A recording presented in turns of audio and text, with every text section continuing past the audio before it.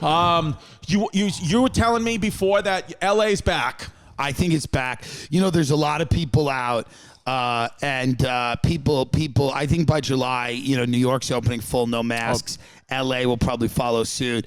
There's just a lot of people here. There's a lot of people in New York. Austin doesn't have a lot of people, so you don't really, it's got 1 million people. There's what, 18 million in LA? 18 million. 15 million in New York? Yes. It's a different. Not counting the Chinese. So, right, that's true. Because they're here a lot of years illegally, more. but there's many more. Yes, many more, and they enrich the economy, and we thank them. We thank them. Thank them. Especially, I'd like to shout out the good community of Bay Ridge, where I'm from. Yeah. They are keeping so far the Chinese keeping out. It afloat. Yeah. White people don't have any money. They're all trying to do podcasts about basketball. Yeah. But the reality is the Chinese are doing good.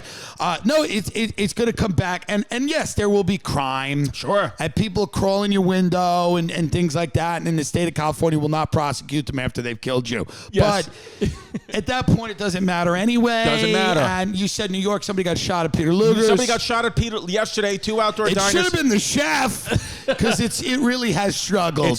It struggled, and that was an iconic place. But like anything else, it got fat and happy. It got lazy. Right. And it's just not putting out the kind of food that they used to put out. Yeah, so somebody was killed. 2 diners wounded during shooting at Brooklyn's Peter Luger's.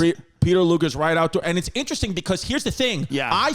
I would always think if somebody gets shot at Peter Luger's, I thought the waitstaff would shoot back because these guys are all criminals. This is a mafia place. Imagine doing outdoor dining and complaining and not knowing really what was coming next. Like being like, man, this kind of sucks. We got to sit out here, wear our fucking, and then you just get a bullet through you. Right through you. And you're like, oh, I didn't even know what the problems were. Well, the interesting thing is that at least the media's reporting this. You know, you have to report something like this. But my friends, here's the thing about, you know, and Tim, you're a New York guy. I'm sure it's the same thing.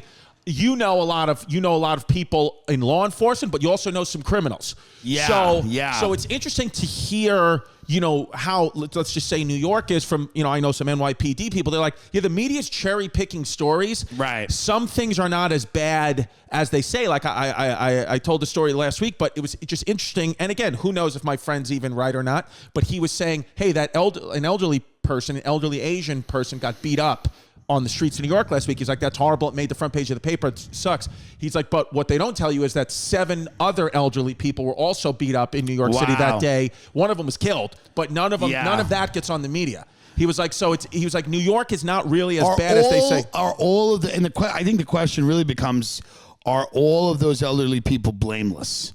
Yeah. You know what I mean? Well, like, and it's true. Like, did any of the, because I don't want to be ageist, and I don't want to think that they can't be a threat. Right. Like, because that's ageism. Right. So what you're doing is being ageist. Right. I like to think of elderly people as all potential threats. Yes. That they could have started that problem. 100%. And maybe they just didn't finish it. For example, my father did it. My father did a quick episode on the Patreon yesterday. He's 76 years old, and he just got the vaccine, and people are championing that. And I said, well, you know, my father still calls black people coloreds. So does he deserve to live? Yeah. Well, you should have to take a test before you get the vaccine to see how woke you are. Yeah.